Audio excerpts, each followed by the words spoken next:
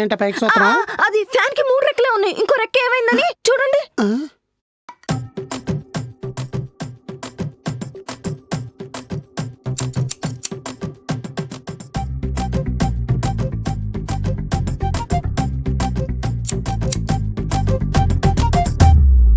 మర్చిపోయి ఒసే, ఫ్యాన్ కి 3 రెక్కలే కదా ఉంటాయి.